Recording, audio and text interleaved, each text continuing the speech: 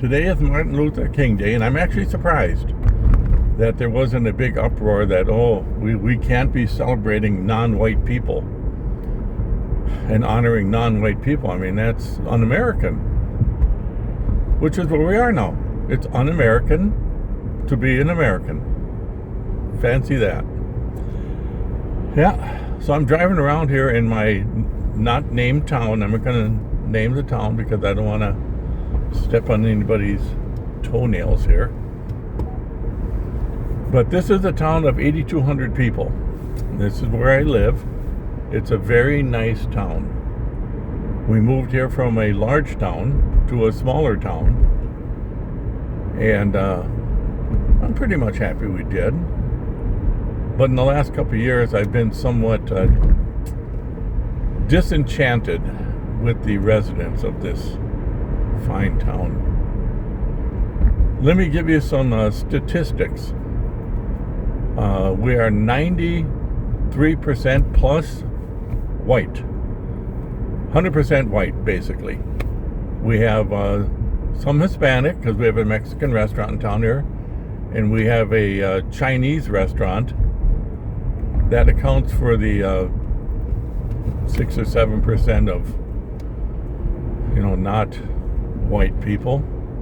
And then we also have some people that, either commute or they work at different places that are not whiteys.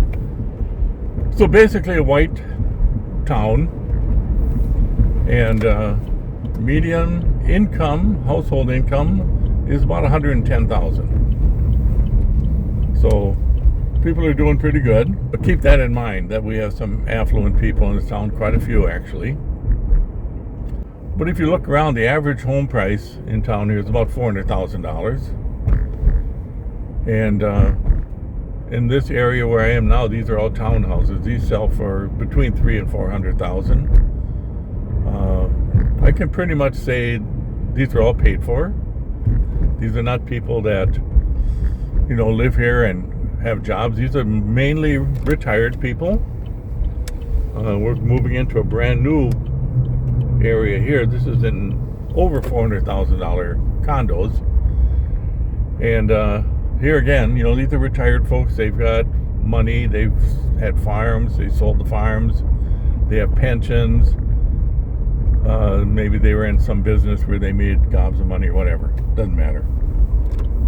But I just want to get you a little bit of an overview of the town. And you're probably thinking, well, that's a pretty nice place. Got all these nice white people, and it's all got more money than the Davy Crockett, and must be a real hoot to live there. It kind of is, and it kind of isn't. It's a nice place to live. I know a lot of people in town here, and they're nice people, but you kind of have guarded niceness towards people here. They're nice and all that, but I can just feel that you're kind of a subculture when you're around them. They're real estate agents and they're insurance people and accountants and this kind of thing. And I'm just a guy who worked. I did construction my whole life. I did menial jobs. I owned a little manufacturing thing where I worked by myself. A lot of the stuff I did by myself because I'm kind of talented, I guess, when it comes to manual things, mechanics and carpentry, electrician, all that stuff. I can do all that stuff, but I never actually went out trying to make money. That was my deal. I just wanted to make enough money so that I could enjoy life, and that was it. So I guess I kind of ally myself with these people that are just getting the crap kicked out of them. They're up in Minneapolis here, and my son lives a block away from where they're abducting people. And make no mistake, these are not illegal immigrants. That's the other thing. In this town, we got friends in town here, and they're all MAGAs. And they're all, oh, well, they're just taking out the trash. Well, these are foreigners, yes, but they're legal. They've got visas. You know, there's 21 different kinds of visas you can have. Well, they have visas. The guy who just got abducted last night, he was actually working on getting his green card, which is the next step toward citizenship. So he's doing everything legal. He had zero crime on his record. He worked, pays taxes, everything that, you know, people are supposed to do. Well, they grabbed him because he's not white. That's the only reason they grabbed him. Now, they got a family, a wife with 3 kids. My son has been giving the wife a ride to work every day because she works basically across the street where he works. And they felt sorry for her because they were afraid she was going to get abducted and these kids would be motherless. Well, now they're fatherless. And so my son and his wife are going to be helping her financially. They're going to be buying her groceries and helping her out until he's released or not released or whatever they do with him. You know, these people are just animals. There was just a ruling that it's illegal for these domestic terrorists to kick down people's doors and use pepper spray. So what did they do? They kicked down the door and they used pepper spray. They don't have any identification. You don't know if they're real or not. And you don't have any warrant. And you have to have a judicial warrant, not a flimsy piece of paper that some domestic terrorist decided to just make up. So that's the reality. And we're totally isolated from it. I mean, here I am, I'm driving around. The last thing on my mind is someone's going to pull me over and pull me out of my car and arrest me for being, I don't know what. I guess if I was not pure white, I'd be arrested for being not pure white. I guess that's the rule. That's the new law, is the not white rule. You know, but it's crazy. You got all these people in town here, and we get together and we're playing cards, and what are they talking about? Trips to Europe, trips to Australia, cruises, and going to spend their winters in Florida, the shithole state of America. But, you know, and then the people from here that are in Florida now are looking back, and guess what they're saying? Well, you know, they got to do something about Walsh, you know, and all this crime and all this corruption and all that grifting and all this. They don't say a word about the domestic terrorists that are in Minneapolis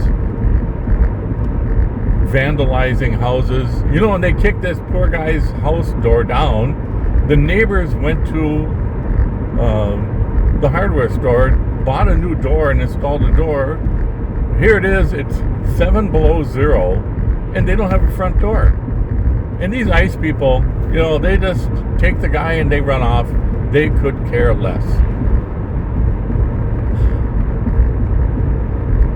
You know, how do you not get emotional? How do you not get involved in this? My son is besides himself. I mean, he's tears in his eyes and everything. His wife works at the school. She's a teacher, art teacher, at the school 2 blocks away. And it's the most diverse area in Minnesota. You know, Hispanic, Indian, Asian, you name it, they're there, Somalis. And, you know, it's crazy. The kids are 13 years old now, 14 years old, my grandsons.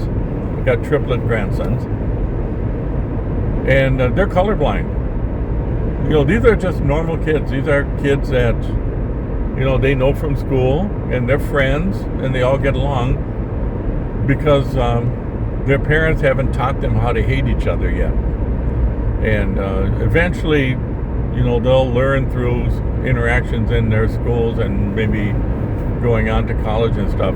They'll learn how to hate each other. But that's the way it works. I mean, kids don't care. They don't care what color you are or where you're from.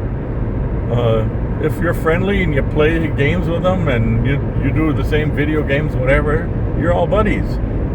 What happens though is the parents get involved and they teach them how to hate properly. You know, the only thing the cult knows is the Second Amendment. They know the Second Amendment means we can all have guns and we can shoot up crap. That's what we can do because we got the Second Amendment. How many amendments are there? Do you know? No, you don't. 27. There's 27 amendments. What does the Fourth Amendment do for you? Well, they don't know. It's an amendment to make sure that water faucets have enough pressure. No, it's actually illegal search and seizure. You can't kick down somebody's front door without a judicial warrant. You can't pull them out of their car. People have rights. You know, if you look at what they're doing, you know, and these people get all upset when you call them Nazis. This is Nazi Germany. If you look at Nazi Germany, the Germans weren't afraid. They went around and they thought it was wonderful, and the Jews were horrible people. We got to exterminate them because they're the scum of the earth, taking out the trash. And now you listen to the Trump cult, and what do they say? Exactly the same thing. Exactly the same thing. And what is ICE doing? They are the Gestapo. They are doing what Nazis do. I mean, how can you turn your blind eye to this? How can you look at a video from 400 different angles that clearly show that Nimrod that murdered Renee Good actually murdered her? There is absolutely no evidence he ever got hit by the car. He had internal injuries. Gee, how convenient was that one while he's walking down the street saying, effing bitch. Right after he murdered her, that's what he said. And the guys behind him are giving each other high fives because they just murdered a woman. But she wasn't even black. Now there's a shocker, huh? What if she would have been black? They would have probably shot her. They would have probably all shot her. You know, why just let one guy do it? You know, what a world we live in, right? So I see the domestic terrorists, Trump's Gestapo. They're out arresting American citizens that are veterans. Of course, nobody cares about veterans. You know, even veterans don't care about veterans. You know, we have a veterans thing here in spring, and we got people wearing MAGA hats, you know, make America a shithole country, those red hats. Yeah, they wear them at the Veterans Memorial services, which is kind of weird, kind of it's like the devil going to church or something like that. But anyway, yeah, they arrested this guy. He was served 3 tours in Iraq for America, for our country, just so he could be brutalized by terrorists hired by the Trump administration. That's pretty cool. But still, for no reason, no warrants. These people have no identification. What stops the average cult member moron from going to the surplus store, the Army surplus stores, buying a bunch of crap, pretending he's Joe Palooka or whatever, and terrorizing innocent individuals? I wonder how many of these domestic terrorists actually are make-believe people. You know, and then they put police on the back of their things, and they're not police. They're impersonating police officers. If I was a policeman, I'd be upset. They're not policemen. They don't obey the law. They break the law.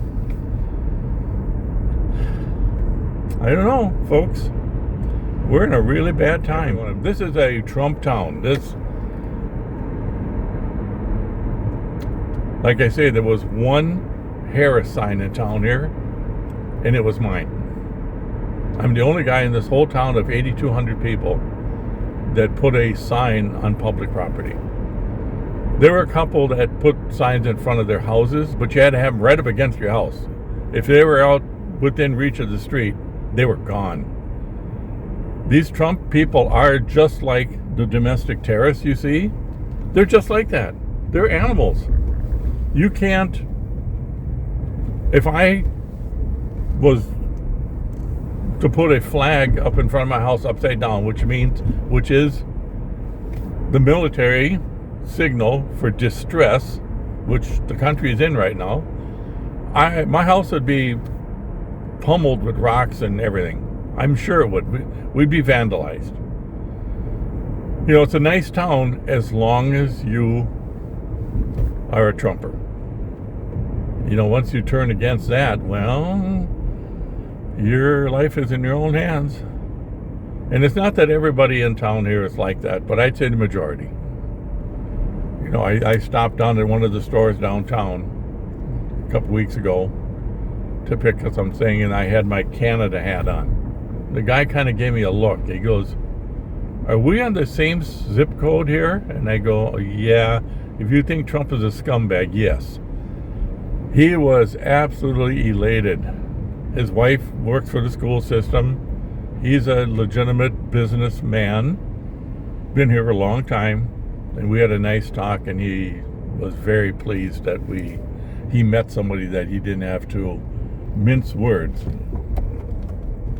And that's what happens. You have to guard yourself when you talk to people in town here, because chances are good they're on the negative side of humanity. And, you know, like I said, I golf with one guy. He's an accountant, got money. His wife, you know, they had a family farm, so she inherited a bunch. And she's the nicest gal, just a nice gal. They're both nice people. And she thinks Melania Trump is so regal. She's a hooker. She's a prostitute. She's a prostitute, and now she's First Lady. We have a First Lady hooker. Awesome. And then the other guy, you know, he's it's kind of unusual. You know, he's had some health issues where serious. And you think people that had a brush with death kind of come to a reckoning where they realize the value of life. And he's just an angry Trump guy. And he put up all the Trump signs in town here. You know, we get along. I try to be civil with people. We never talk politics because I'm not going to alienate myself from people I golf with or play cards with or whatever. It's really frustrating, though, is to listen to these people and their ultimate ignorance of facts, and they have no idea what they're talking about. You know, they're glued to Fox News. They got calluses the size of a 5-gallon pail on their ass because they sit there and they watch Fox News nonstop. And they suck it up, boy. You know, they can't get enough of Laura Ingrams and all them other lying pieces of crap. And they listen to Caroline Leavitt, and oh, she is just brilliant. You know, my poor guy that I had doing painting for me, who is Hispanic, I was really concerned that he was going to be carted off because he's got a background. He grew up in Mexico City. He was part of the cartel, and he decided that was not the life he wanted. So he completely turned around. He came to the United States, crime-free. He's got a legitimate business. He said that's the life that's behind him. And the most gracious, decent person I know. One of them, anyway. And here he is. He had to lock up his business. He's in hiding. He was working and sending money home to Guatemala, where his wife and his child lived there. And he was sending them money back. And a lot of these people are doing that. A lot of these illegal immigrants, as you say. This guy has actually a visa. And they're sending money home to their families because they can make money here and share it with their families. How many of these affluent people here, you know, maybe they send $1 over to some charity and then they feel all good about themselves, you know. Kind of like the auction thing that they had at Bushwood Country Club in Caddyshack, you know, where they get together and they pat each other on the back and they play their little games, and they have a slave for the day or whatever, and they have tea together, and that kind of thing. But you wonder how many of these people. We have a business owner in town here who was making a big fuss about all these illegals and this kind of stuff, and he runs a construction company, and guess who he hires? He has all Latinos working for him, driving truck and all this kind of stuff, and that's okay, as long as I can take advantage of them, well, then it's okay. But, they still shouldn't be here. I don't know. I don't understand the logic behind how these people think, but it's the way it is. So I sent kind of a harsh letter to, like Chuck Schumer, a strongly worded letter. That really gets shit done, boy. Trump, I bet you Trump is just shaking in his boots. He got a strongly lettered. And he got another strongly worded letter from Governor Walz. And I stood up for Walz, said I always thought he was a good guy, and I know a lot of people think, there's all this corruption and all this. Well, I could go on for hours of the corruption that is not Walz, but is rather related to other politicians. That's a lot worse. Anyway, I kind of got off track there just a little bit. It's hard to vent when you got a million things to vent about. But it all comes back to the same thing. We are in the American version of Nazi Germany right now. And I know a lot of people are going to think it, but you're being naive. You're being ignorant. And you are being stupid, because stupid is knowing better and deciding you're going to ignore the truth. That is stupidity. Everybody in town here, they get up in the morning and they get in their car and they go to work or they go to the grocery store, and they have not a care in the world about somebody in a military uniform yelling and screaming vulgarities at you as they smash your window and drag you out on the street and ask you, where were you born? Or check your papers, or even give you any consideration whatsoever as being a human being. But it's okay, because we go to church every day. We go to church every Sunday. We put money in that little platter. There's two kinds of Christians in this world. There's hypocrites and there's atheists. The only one of those two that are actually decent human beings are the atheists. At least they're honest. They know science, they know logic, they know truth. An atheist can look at a video of a woman being murdered and say, that woman got murdered. A Christian Catholic who just walked out of church, did you see that domestic terrorist try to run over that peace officer? Oh, look, I'm driving by our big church here. Huge church. That's a wonderful thing. Look at that. These streets are packed on Sunday. People are jingling the coins and tossing it in the little plate and feeling all good about themselves, while people in the cities are getting the living crap kicked out of them. They can't go to church. You can't go to church because they'll come grab you and haul you away. You can't go to school because they'll come and grab you. They sit at the entrance of schools just like, some sort of animal that's waiting for the little chipmunk or whatever come out of its little hiding spot so it can attack it. This is Trump's America now.